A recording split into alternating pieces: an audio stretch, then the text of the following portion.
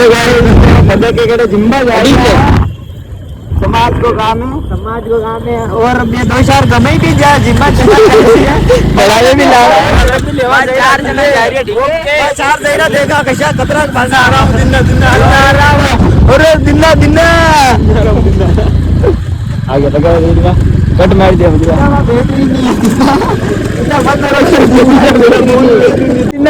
मोज यार जितना बैटरी है जितना ये आईफोन की बात कर रहे हैं कि आईफोन में बैटरी नहीं है और मैं यहाँ पे लगा हूँ। तो अभी हम बगा के खेड़े से जिम के वापस आ चुके हैं। तो हमारा एक बंदा वहीं रह गया है। पहले हम थे 4 अब हम 3 ही है देख सकते हो आप।